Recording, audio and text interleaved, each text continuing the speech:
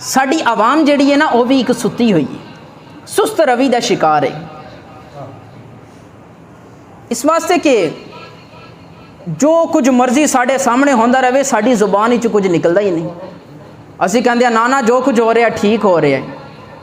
ਇੱਕ ਬਾਦਸ਼ਾਹ ਗੁਜ਼ਰੇ ਕਿ ਉਹ ਜਿਸ ਵੇਲੇ ਤਖਤ ਤੇ ਬੈਠਾ ਉਹਨੇ ਕਿਹਾ ਮੈਂ ਇਹ ਜਿਤਨੀ ਆਵਾਮ ਹੈ ਨਾ ਇਹਦੀ ਹਾਲਤ ਮੈਂ ਤਬਦੀਲ ਕਰਕੇ ਜਾਵਾਂਗਾ।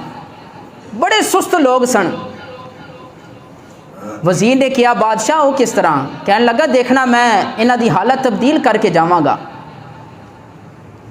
ਬਾਦਸ਼ਾਹ ਨੇ ਦੇਖਿਆ ਕਿ ਲੋਗ ਜਿੱਧਰ ਮਜ਼ਦੂਰੀ ਕਰਨ ਜਾਂਦੇ ਸਨ ਨਾ, ਇੱਕ ਪੁਲ ਬਣਿਆ ਸੀ, ਪੁਲ ਕਰਾਸ ਕਰਕੇ ਲੋਗ ਉਧਰ ਮਜ਼ਦੂਰੀ ਕਰਦੇ ਸਨ, ਪੈਸੇ ਕਮਾਉਂਦੇ ਸਨ। ਬਾਦਸ਼ਾਹ ਨੇ ਕੀ ਕੀਤਾ?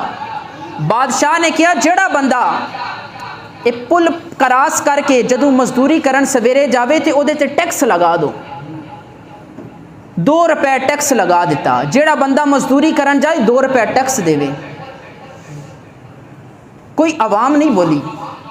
ਬਾਦਸ਼ਾਹ ਨੇ ਕੀ ਕੀਤਾ? ਬਾਦਸ਼ਾਹ ਨੇ ਕਿਹਾ ਟੈਕਸ ਵਧਾ ਦਿਓ, 5 ਰੁਪਏ ਟੈਕਸ ਕਰ ਦਿੱਤਾ। ਆਵਾਮ ਨਹੀਂ بولی۔ بادشاہ بڑا پریشان کہ عوام ایسی سست روی دا شکار ہے کہ میں جو کچھ مرضی کرا عوام تے بول دی نہیں۔ بادشاہ نے کی کیتا؟ بادشاہ نے کیا ہن 5 روپے ٹیکس جاندیاں بھی دو تے جس ویلے پیسہ کما کے آؤ گے 5 روپے پھر ٹیکس دو۔ عوام پھر نہیں بولی۔ بالآخر بادشاہ کردیاں اتھوں تک پہنچ گیا کہ جتنا وہ دن دے اندر کماندے سن، بادشاہ نے کیا ادھی کمائی ٹیکس دے کے جاؤ، ادھی کمائی تسی لے کے جاؤ۔ لوگ پھر بھی نہیں بولے، لوگ پھر بھی سست روی دا شکار، کہنے لیں زندگی گزر رہی ہے ٹھیک ہے۔ بادشاہ نے سوچیا اگر اس طرح کردا رہا تو سارے پیسے انہاں کولوں میں لے لاں گا، ایک ہی کھان گے۔ بادشاہ نے ایک اور ترکیب سوچی۔ بادشاہ نے کیا جس ویلے سویرے یہ مزدور مزدوری کرن واسطے جان گے نا، 2 بندیاں دی ڈپٹی لگا دیتی۔ کہن لگا جس ویلے جان ہر بندے نو ایک لتر مارو، ٹیکس بھی لو تے نال ایک لتر مارو۔ عوام لتر کھا رہی ہے، ٹیکس بھی دے رہی ہے، آندیاں جاندیاں ٹیکس بھی دے رہی ہے، لتر بھی کھا رہی ہے، کچھ نہیں کہہ رہی۔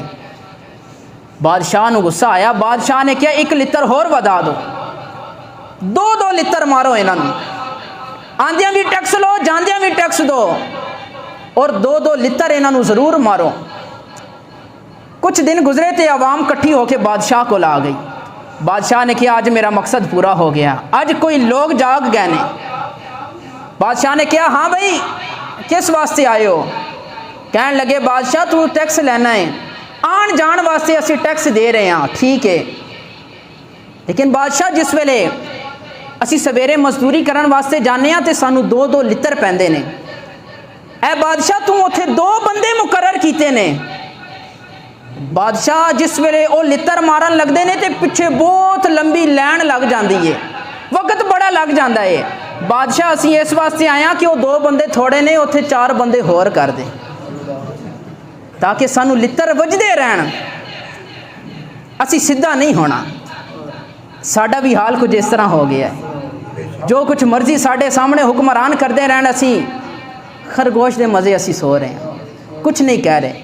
اسی اے نہیں ویکھدے کہ اے اللہ تے او دے رسول دیاں حداں نو پامال کر رہے ہیں، اللہ اور او دے رسول نال جنگ کر رہے ہیں۔ اے پچھلے دن اسمبلی دے اندر بل پیش ہو رہا ہے کہ 18 سال تو کم عمر دا بچہ اسلام قبول نہیں کر سکتا۔ کیا ہن اسلام قبول کرن واسطے بھی اس طرح دے بل پیش کیتے جان گے؟ سب تو کم عمر دے اندر حضرت علی المرتضیٰ شیر خدا آپ نے اسلام قبول کیتا،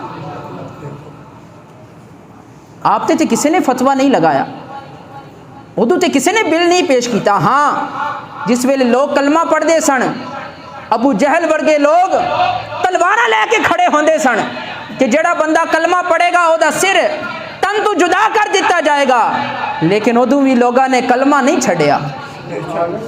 اج بھی اگر تسی جنی مرضی کوشش کر لو، جو کچھ مرضی کر لو، جنہیں حضور دا کلمہ پڑھنا ہے انہیں کلمہ پڑھ کے ہی رہنا۔ اور ایک گل کرن دا مقصد کہ جس ویلے بھی توانو کوئی بندہ کہے کہ میں کافر کہے کہ میں مسلمان ہونا چاہنا، یہ مسئلہ ذہن دے اندر سماعت کر لو کہ فوراً انہوں کلمہ پڑھا دو. اس چیز دی انتظار وچ نہ رہو کہ اسی مسجد قاری صاحب کو لے کے جائیے. نہ اگر اسی حالت دے اندر وہ بندہ مر گیا تے او دے کفر دا گناہ تواڈے سر دے اوتے ہو سکتا ہے 1 منٹ بعد او دا ارادہ چینج ہو جائے.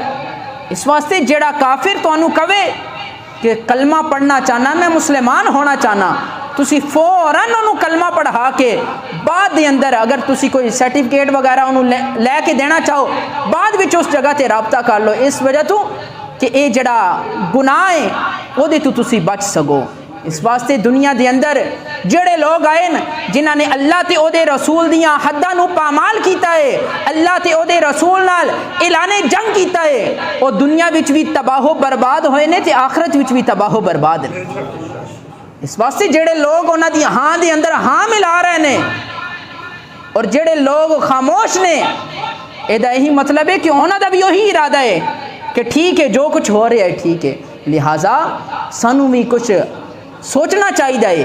یہ ملک پاکستان کلمہ طیبہ دی بنیاد سانوں ملیا ہے. یہ اندر بھی اس طرح دے اگر قوانین اس طرح دے قانون بننے نے تو پھر اسی پاکستان دا یہ مطلب کی ہے.